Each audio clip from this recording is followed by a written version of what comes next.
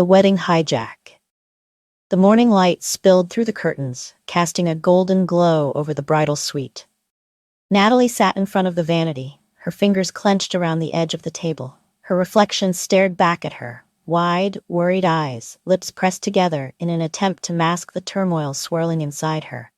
Beside her, the pristine white wedding gown hung from the closet door, its delicate lace shimmering under the sunlight. It was the dress she had dreamed of since she was a little girl. The perfect gown for the perfect day. But something was wrong. A knock at the door shattered the quiet.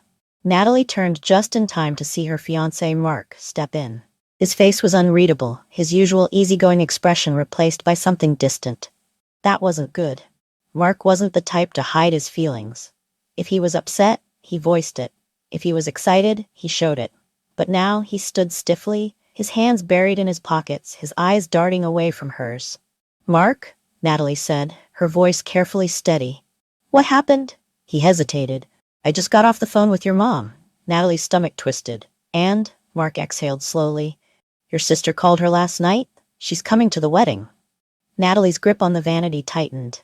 "Of course she is," she said, her voice clipped. "It's a family event." Mark shook his head. "That's not all. She wants to walk down the aisle before you." The room fell into silence. For a moment, Natalie thought she had misheard him. The words hung in the air, absurd, surreal, impossible. Then, like ice seeping into her veins, the realization hit her. It wasn't impossible at all. It was so like her sister. The golden child returns. "Rachel wants to walk down the aisle?" Natalie repeated, her voice flat, disbelieving. Mark ran a hand over his face. "Not just that. She wants to do it in a wedding dress." A cold laugh escaped Natalie's lips before she could stop it. "You have got to be kidding me." Rachel had always been the center of attention. The golden child. The one their parents doted on, praised endlessly, shielded from every consequence. Growing up, Natalie had learned early that if Rachel wanted something, she got it. And if Natalie wanted something, she had to fight for it, only to end up being called selfish for wanting anything at all. But this was a new level of audacity. Natalie forced herself to breathe. "And my parents?" Mark's expression darkened. "They're supporting her. They think it's only fair since she never had her own wedding." Natalie felt something inside her snap. Fair.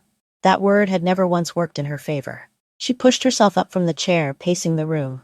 "So, let me get this straight. My sister, who has had every advantage in life, who never lifted a finger while I worked my ass off, now wants to hijack my wedding because she never got around to getting married?" Mark nodded. "Pretty much." "And my parents think that's okay?" "They think you should compromise." Natalie let out a slow, controlled breath, forcing down the anger bubbling in her chest. She turned back to Mark. "And what did you say?" For the first time since entering the room, a slow, mischievous smile tugged at his lips. "I told them I'd think about it." Natalie frowned. "Think about it?" Mark leaned against the wall, his voice lowering. "If we say no now, they'll just try to sabotage something else. But if they think they're getting what they want, we stay in control." A shiver ran down her spine. She had seen this side of Mark before, when their landlord tried to scam them, when a coworker tried to take credit for his work. He wasn't just kind, loyal, and patient. He was strategic, calculated, and right now he was planning something. A slow smile crept onto Natalie's face. "Tell me the plan." Mark stepped closer, his voice a whisper. "We let them think they've won. We let Rachel believe she's about to have her moment. We let my in-laws feel like they're helping by paying for things. Then when the time comes," he smirked, "we make sure she never gets the chance to walk down that aisle." A thrill shot through Natalie. For the first time in her life, Rachel was about to lose. Playing the long game that evening, Natalie sat across from her parents and Rachel in the living room of her childhood home. Her mother sat elegantly on the couch, hands folded in her lap, a small smile of expectation on her face. Her father, ever the quiet enforcer, leaned back in his chair, arms crossed. Rachel, on the other hand, was practically vibrating with excitement. "So," their mother began smoothly, "Mark said you were open to discussing Rachel's role in the ceremony." Natalie forced a tight smile.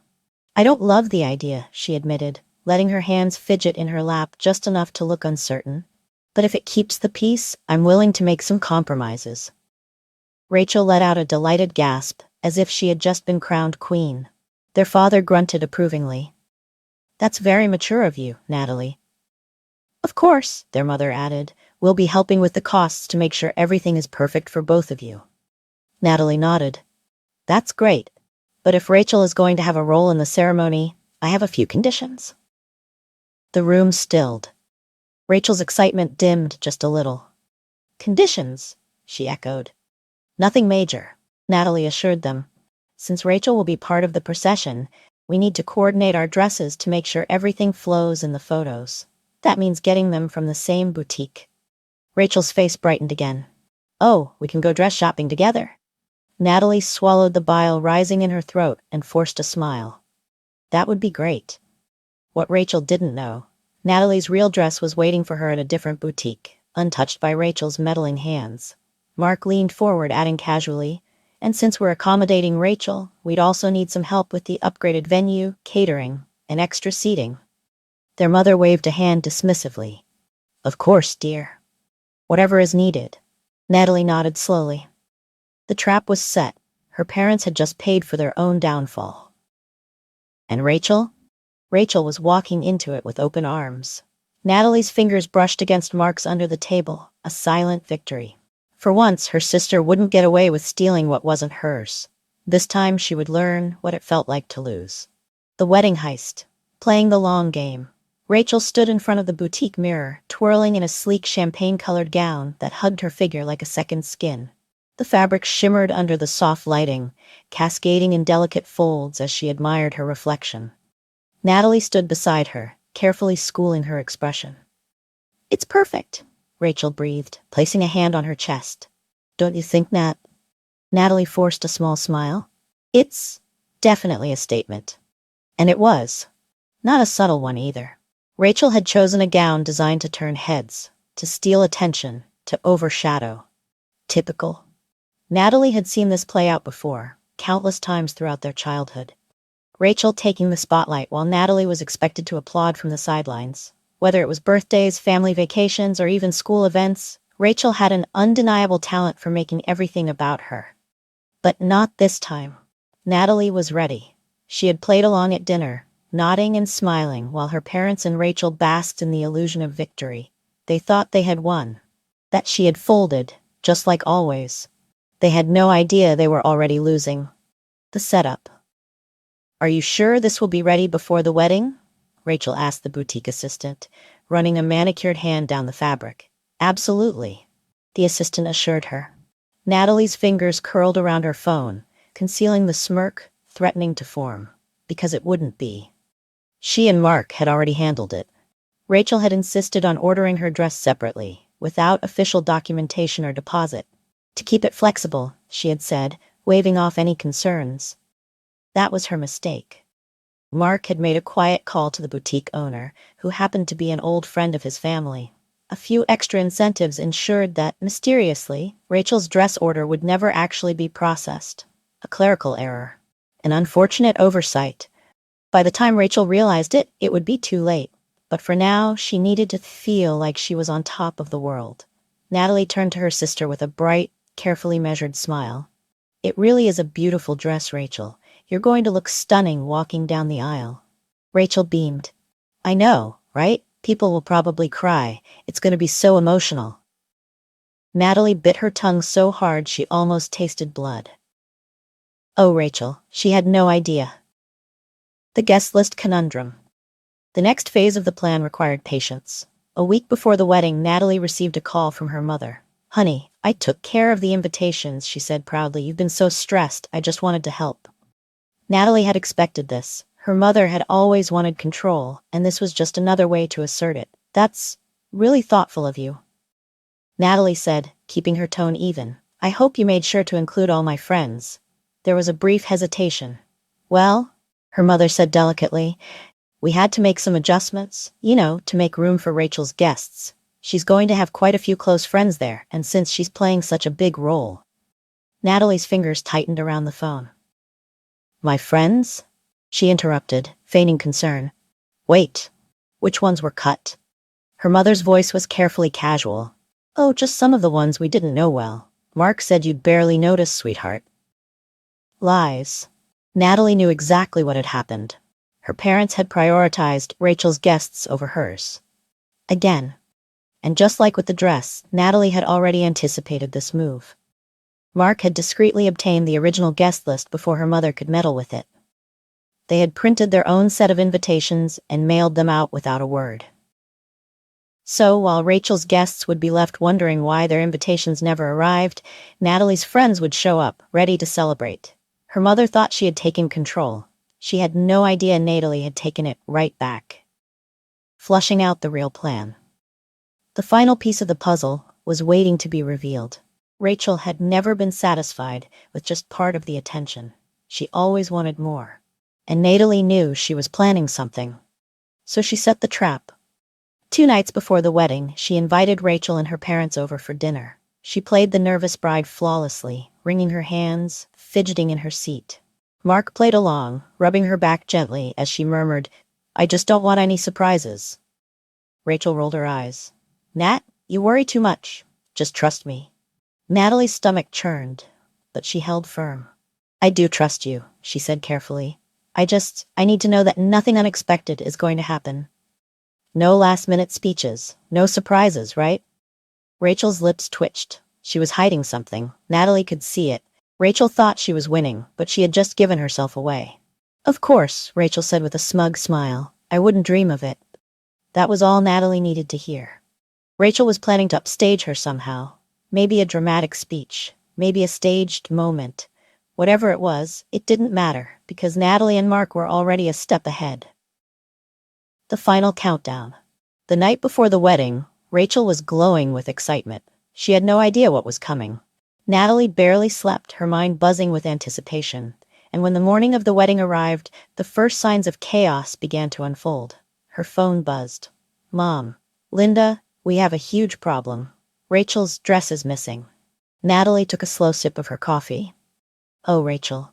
This was only the beginning. The boutique says they never received an official order. Can you call them?" Natalie let the message sit for a few minutes before responding. "Me? Oh no, that's awful. What happened?" Her mother's reply was immediate. "Mom, we don't know. Rachel says she confirmed everything, but they're claiming she never finalized the purchase. She's panicking." Natalie stared at the words, the victory settling deep in her bones. Rachel was panicking. For once, she wasn't in control. Natalie typed out her response, keeping it light, sweet, and completely insincere. "I'm so sorry, Mom, but I really can't get involved right now. I'm getting ready for my wedding." She could practically see Rachel's meltdown unfolding in real time. By the time the ceremony started, Rachel would still be scrambling, still trying to salvage the disaster. And Natalie, she would be exactly where she was meant to be, at the altar, with Mark, with her day intact. Rachel had tried to steal her moment. Now, she was about to learn what it felt like to lose. The wedding conspiracy, unraveling the perfect plan. The morning sun streamed through the windows of the boutique, casting a warm glow over the racks of shimmering wedding gowns. The air smelled of fresh flowers and expensive fabric, the atmosphere buzzing with excitement. Rachel twirled in front of the mirror, her champagne-colored dress catching the light perfectly. She sighed dramatically, admiring her reflection. "It's stunning," she breathed, her hands running over the delicate beading. Natalie forced a smile. "It really is." Rachel turned to her, her eyes gleaming with self-satisfaction. "I just know people will get emotional when they see me walk down first. It's going to be such a powerful moment." Natalie nodded, suppressing the urge to roll her eyes. Oh, Rachel, she had no idea. The missing invitations.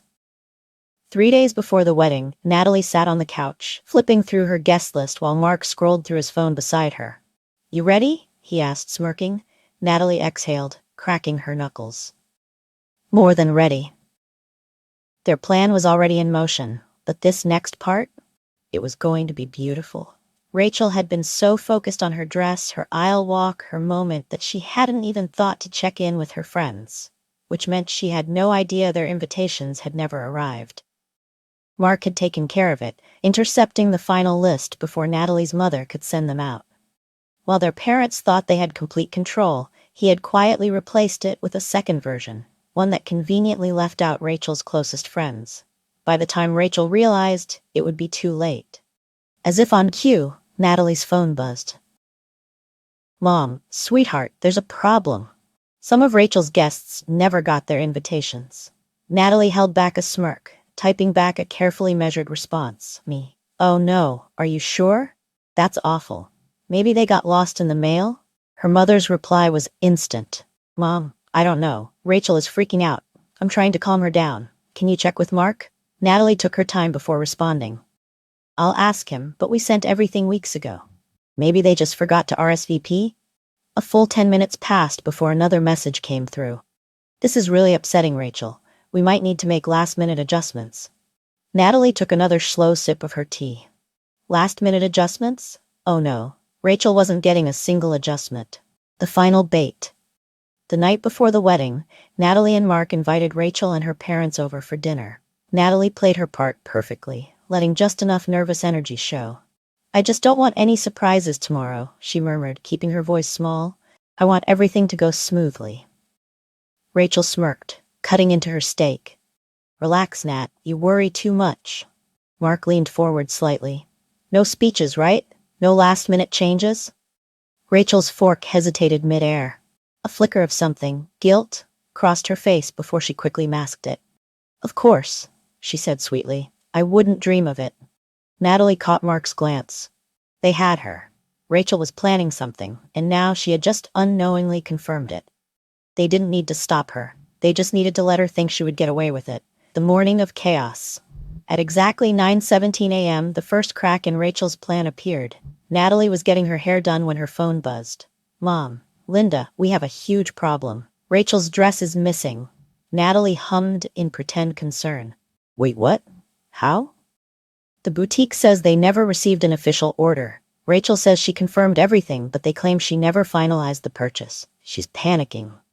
Natalie let the message sit for a full 5 minutes before responding. "Me. I'm so sorry, Mom, but I really can't get involved right now. I'm getting ready for my wedding." She could picture it. Rachel standing in front of a mirror, hair half done, shrieking at their parents while her dream dress was nowhere to be found. It was perfect. And it was only the beginning. The locked-out sister. At 12:15 p.m., Natalie's father called. She ignored it. At 12:17 p.m. he called again. This time, she picked up. "Dad," she answered sweetly. His voice was tight, furious. "Linda, we have a serious situation. Rachel is at the venue, but they won't let her inside." Natalie frowned, pretending to be confused. "What do you mean?" "The security," he snapped. "They're saying she's not on the list." Natalie sucked in a breath.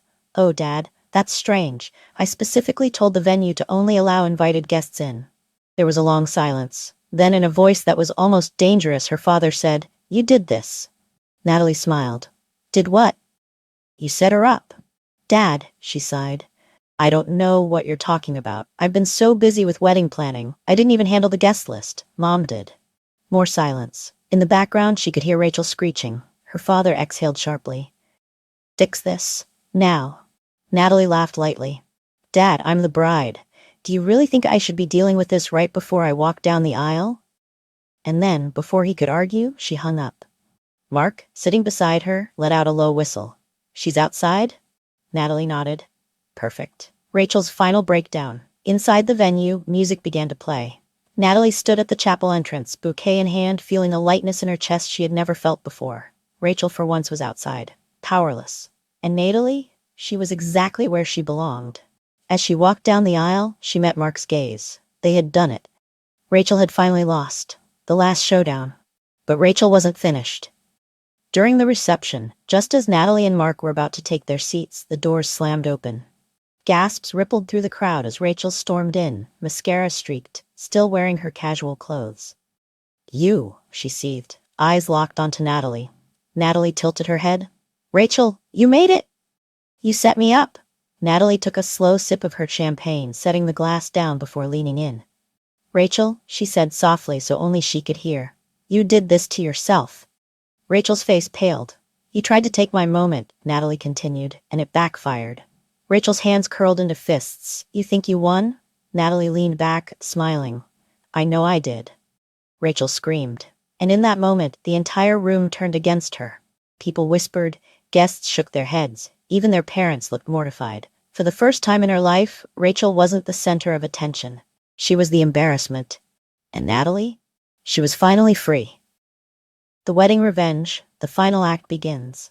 The morning air was crisp, carrying the faint scent of roses from the garden below. As Sophie sipped her coffee in the bridal suite, a calm unlike anything she had ever felt settled over her. Today was her wedding day. Today was the day her sister, Mia, would finally learn what it felt like to lose. Her phone buzzed on the vanity table. Mom, Sophie, we have a huge problem. Mia's dress is missing. Sophie stared at the message, letting the moment sink in. It was beginning. The perfect sabotage. A week ago, Mia had been radiant with excitement, convinced she had hijacked Sophie's wedding. She had paraded around in her champagne-colored gown, gushing about how she was blessing Sophie by walking down the aisle first. Their parents, of course, had backed her up, ensuring she had everything she needed for her moment. What Mia didn't know was that Sophie had anticipated every single move. Mia had never officially confirmed her dress order, instead insisting that things were flexible and could be changed last minute. That had been her fatal mistake. A carefully placed phone call to the boutique had ensured that Mia's gown had never been processed. So now, on the biggest day of Sophie's life, Mia was dressless, panicking, and running out of options. And Sophie? She took another sip of her coffee and smiled. The locked-out sister by 10:30 a.m., things were spiraling further out of control for Mia. Sophie could hear her mother outside the suite, frantically making calls. You promised the order was placed, her mother snapped. This is a disaster. Mia, on the other hand, was in full meltdown mode. I don't care how it happened, just fix it. Sophie calmly applied her lipstick, acting as though she hadn't just orchestrated the greatest takedown of her sister's life. A soft knock at the door interrupted her. Mark, her fiancé, peeked inside. It's happening, he murmured, his eyes twinkling with amusement. Sophie turned to him, her voice smooth. She hasn't figured it out yet, has she? Mark grinned. Nope, and she has no idea what's coming next. That was the best part. Mia thought this was her biggest problem. She had no idea the real disaster was still ahead. 12:15 p.m., the security incident. Sophie's phone rang. It was her father. She let it go to voicemail. Less than a minute later, another call came in, then another. Finally, she picked up. Dad? She said, keeping her voice neutral. His tone was sharp, filled with barely concealed anger. Sophie, we have a serious situation, she feigned concern. What happened? Your sister is at the venue, but they won't let her in. Sophie frowned, pretending to be confused. What do you mean? The security team, he snapped. They're saying she's not on the list. A pause. Then, as if she were slowly piecing it together, Sophie whispered, Oh. Dad, that's strange. I specifically told the venue to only allow invited guests inside. Silence. Then in a dangerously low voice, her father said, You did this. Sophie smiled. Did what? You set her up. Sophie let out a soft laugh. Dad, I don't know what you're talking about. I've been so busy with wedding planning. I didn't even handle the guest list. Mom did. Another pause. Mia's voice screeched in the background. Their mother was frantically trying to calm her down, but Sophie knew exactly what was happening. For the first time in her life, Mia was powerless. Her father exhaled sharply. Fix this. Now. Sophie took a slow breath. Dad, I'm the bride. Do you really think I should be dealing with this right before I walk down the aisle? And then, before he could say another word, she hung up. Mark, who had been listening the entire time, let out a low whistle. She's stuck outside? Sophie nodded. And she's going to stay outside, walking down the aisle without her shadow. Inside the chapel, the music started. The guests turned, smiling, whispering, waiting. This was Sophie's moment, for the first time, hers alone. As she stepped forward, she met Mark's gaze. He winked. They had won. Outside, Mia was likely still yelling at security, demanding entry. But inside, Sophie was free. She had spent her entire life in Mia's shadow, fighting for scraps of love and attention from their parents. Not anymore. As she reached the altar, Mark took her hand, squeezing it gently. You look beautiful, he whispered. Sophie smiled, happiness bubbling in her chest. Thank you, she murmured. Now let's make sure the real show happens at the reception. The reception showdown. Sophie barely had time to take her seat before the doors slammed open. Gasps rippled through the reception hall. Mia stood there, her makeup smudged, her eyes red with frustration, her expensive curls now falling into a disheveled mess. She wasn't even in a dress. "You," she seethed, stalking toward Sophie. Sophie tilted her head, her expression polite. "Mia, you made it. You set me up." Sophie picked up her champagne flute, swirling the liquid inside before taking a slow sip. "Set you up?" she repeated, feigning innocence. "Whatever do you mean?" Mia's hands trembled. "Don't play dumb, Sophie. You know exactly what you did."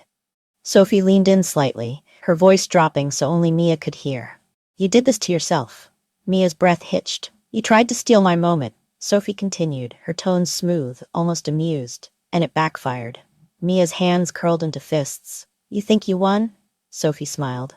"I know I did." Mia screamed, and in that moment, Sophie knew this was the final nail in her sister's coffin, because the room was watching. The whispers started. "Wow, she's really losing it. Embarrassing. She's making a scene at her sister's wedding." Even their parents looked mortified. For the first time in Mia's life, she wasn't the golden child. She was the embarrassment. Mia's fury boiled over. She grabbed a glass from the table and threw it. It never hit. Mark caught it midair, his reflexes quick. A collective gasp echoed through the room. Mia froze. Their father grabbed her arm, his face stone cold. Enough. Their mother was silent, eyes darting around the room in humiliation. And for the first time, Mia realized no one was on her side. Not even them. Mark set the glass down carefully before turning to Sophie. "I think it's time they leave," he said, his voice calm. Their father nodded stiffly, dragging Mia toward the exit. Their mother hesitated for a split second, looking at Sophie as if this was her fault. Sophie didn't say a word, and after a long moment, her mother turned and followed them out. The doors swung shut. Silence. Then applause. Cheers erupted across the room. Mark grinned, pulling Sophie close, pressing a kiss to her forehead. "You really did it," he whispered. Sophie exhaled, feeling lighter than she ever had in her entire life. For once, she wasn't bracing for another fight. For once, she wasn't fighting for attention. For once, she was free. The aftermath. The price of betrayal. The air was thick with murmurs as Sophie and Mark walked hand in hand toward their table.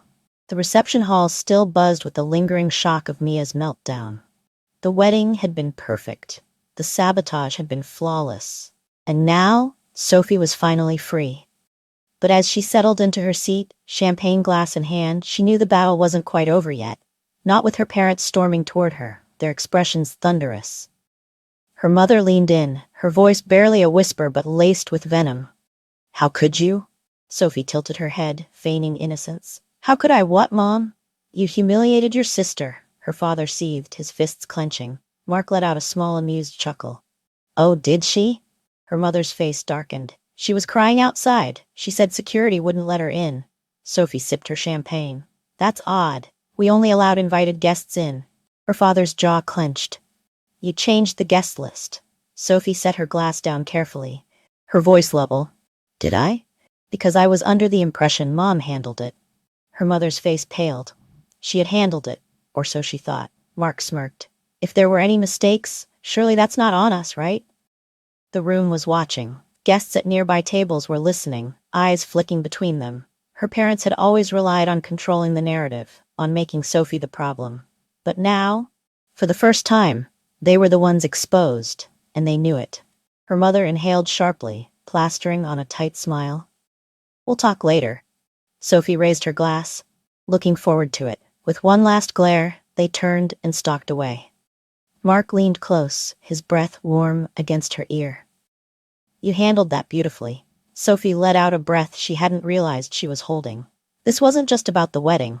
This was about years of being dismissed, of being second place, of always being expected to understand while Mia took everything. And tonight, for the first time, Mia was the one being overlooked. The realization was delicious. Mia's last stand. Sophie barely had time to relax before she felt it.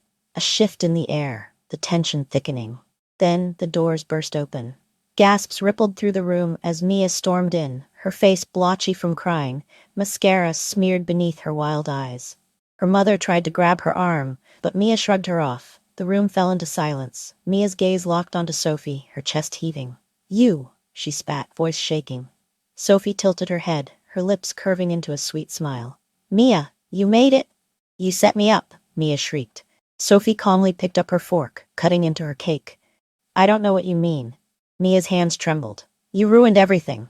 My dress, my guests, my entrance. Sophie dabbed her lips with a napkin. Mia, sweetheart, you did all that to yourself. Mia's face crumpled. You think this is funny? Mark leaned back, an amused glint in his eyes. A little. The whispers started. Is she serious? She's embarrassing herself. I can't believe she showed up again. Mia's breathing grew erratic. You think you won, don't you? Sophie set down her fork and leaned in, voice soft but lethal. Mia, I know I did. Mia screamed, and in that split second, she snapped. Her hand shot out, grabbing a glass of wine from a nearby table, and she hurled it at Sophie. But Mark was faster. His hand shot up, catching it mid-air before it could shatter against Sophie's dress. The room erupted in gasps. Mia froze, and just like that, the shift happened. People weren't on her side anymore, not even their parents. Her father's face was red with fury as he grabbed Mia's arm. That's enough. Mia's eyes darted around the room, looking for someone, anyone to defend her. But there was no one left. Even her mother wouldn't meet her gaze. Mia lost, and she knew it. For the first time in her life, she was the one being cast aside. Her father yanked her toward the exit, dragging her out as the doors slammed behind them. Silence hung in the air, then applause. People cheered. Mark leaned in, pressing a kiss to Sophie's temple. Well, that was dramatic. Sophie let out a slow, satisfied breath. Wasn't it? She had won. Finally. The final goodbye. The next morning, as Sophie and Mark sat at the airport, waiting to board their honeymoon flight, her phone buzzed. Her mother. Mark glanced at the screen. Don't do it. But Sophie needed to hear it. She pressed accept. Mom. Silence. Then, you really did it this time. Sophie exhaled. Mom, if you're calling to lecture me. Your sister is devastated, her mother snapped. You embarrassed her in front of everyone. How could you? Sophie let out a breathy laugh. Mom, are you really asking me that, after everything she did? Her mother scoffed. She didn't deserve that. And there it was. Even after all of it, even after Mia tried to steal the wedding, sabotage Sophie, manipulate their parents, their mother still took her side. Sophie closed her eyes. The last piece of hope she had for them vanished. She had spent years hoping they'd change. That one day, they'd see her, choose her. But they never would, and for the first time in her life, she didn't care. She inhaled deeply, letting the final chains fall away. You know what, Mom? She said, voice calm. I don't care anymore. A pause. Excuse me? I don't care what you think. I don't care what you or Dad or Mia say about me. I'm done. Her mother's breath hitched. Sophie, don't be ridiculous. We're family. Sophie smiled. Then maybe you shouldn't have treated me like an outsider my whole life. Silence, and then click. She hung up. Mark watched her carefully. You okay? Sophie let out a slow breath. And for the first time in years, she actually meant her answer. Yeah, because she was. She wasn't sad, she wasn't angry, she wasn't waiting for their approval anymore. She was free. Mark squeezed her hand. Proud of you. She smiled, leaning into him as the plane boarded. This was it. A new chapter. A new life. One where she chose happiness. And as they took off, leaving everything behind, Sophie knew she had finally won. The aftermath. A new beginning. The warm breeze drifted through the open balcony doors, carrying the distant sound of ocean waves crashing against the shore. Sophie sat curled up on a plush lounge chair, a glass of champagne in hand, watching as the sky turned from golden to deep purple. Their honeymoon resort was breathtaking, a secluded paradise tucked away from the world. From them. She exhaled, finally feeling the weight of the past few months lift off her shoulders. She had done it. She had survived the wedding from hell. And more importantly, she had won. No more chains. Mark walked onto the balcony, 2 plates of food in hand, setting one down in front of her. Grilled seafood platter as requested, he said with a grin. Sophie smiled, setting her champagne down. I think I married the right man. Mark waggled his eyebrows. Only took you long enough to figure that out. She laughed, shaking her head. It was the kind of moment she had dreamed about, simple, peaceful, free of drama. No Mia, no parents guilt-tripping her, no battles to fight, just her life. And for the first time, it truly felt like hers. Mark sat beside her, stretching his legs out. Have you heard from them? Sophie's stomach clenched slightly, but it wasn't out of fear. More like curiosity. She picked up her phone, unlocking it. Missed calls, messages, all from her parents. She clicked on the latest text from her mother. Mom, Sophie, you need to call me. Your father and I want to talk. Sophie's fingers hovered over the screen. Mark watched her carefully. You don't owe them anything. She took a slow breath. I know. And for the first time in her life, she truly meant it. She wasn't the desperate daughter looking for their approval anymore. She wasn't the girl willing to shrink herself just to fit into their version of family. They had made their choices, and she had made hers. With one final exhale, she pressed delete. Mark clinked his glass against hers. To new beginnings. Sophie smiled. To finally choosing myself. They drank, the last remnants of the past fading into the horizon. A visit from the past. A week after returning home, Sophie sat in her new office unpacking the last of the boxes. The move had been her choice. A fresh start, far from the suffocating pull of her family's expectations. She was building something for herself, and it felt incredible. As she stacked a row of books on the shelf, a knock at the door made her pause. Her stomach flipped. She wasn't expecting anyone. She hesitated, then walked to the door, heart pounding. When she opened it, her breath caught. Mia stood there. The final conversation. Mia looked different. She wasn't polished, wasn't wearing the usual smugness like a second skin. Her eyes were tired, her lips pressed into a tight line. Sophie leaned against the doorway, arms crossed. Mia exhaled sharply. Can we talk? Sophie studied her, debating. She had won. She didn't need to give Mia anything. But a small part of her, curious, cautious, wanted to hear what she had to say. She stepped aside. 5 minutes. Mia walked in, looking around the room. So you're really doing it, cutting them off. Sophie sat on the couch. I don't think it's cutting them off. I think it's realizing I don't have to keep chasing something that isn't there. Mia scoffed, but it lacked her usual bite. You were always the dramatic one. Sophie smiled, tilting her head. And you were always the selfish one. Mia flinched. That's not fair. Isn't it? Sophie asked, her voice calm. You tried to hijack my wedding, Mia, and when you failed, you threw a tantrum. You literally threw a drink at me. Mia's jaw clenched. I was hurt. You were embarrassed. Sophie corrected, because for the first time in your life, you didn't get your way. Silence. Mia's fingers twisted together. You know, Mom and Dad are furious with you. Sophie smiled. Of course they are. I stopped playing their game. Mia hesitated. I don't think they'll ever forgive you. Sophie let out a soft laugh. I don't think I care. Mia blinked. What? I don't need their forgiveness, Sophie said simply, because I didn't do anything wrong. I chose myself. And if they can't handle that, then that's their problem, not mine. Mia looked lost, like the foundation of everything she had always believed in was crumbling beneath her. Sophie stood. Are we done here? Mia swallowed. I don't know how to do what you did. For the first time, Sophie saw it. The fear in Mia's eyes. She had spent her whole life being the favorite, the golden child. But what happened when the family she had weaponized her whole life wasn't enough anymore? What happened when she realized their love was just as conditional as the love they gave Sophie? Sophie sighed, softer this time. You'll figure it out, Mia. Mia looked at her, searching, but Sophie had nothing left to give. Finally, Mia nodded and turned to leave. She hesitated at the door. Sophie, I'm sorry. Sophie exhaled. I hope one day you actually mean that. Mia didn't argue. She just walked away, and Sophie let her go. A life that's finally hers. Later that evening, Sophie sat on her porch, a cup of tea in hand. The sun dipped below the horizon, casting a soft glow over the quiet neighborhood. Mark stepped outside, wrapping an arm around her. How was it? Sophie sighed. Necessary. He pressed a kiss to her temple. You okay? She smiled, leaning into him. Yeah, I really am.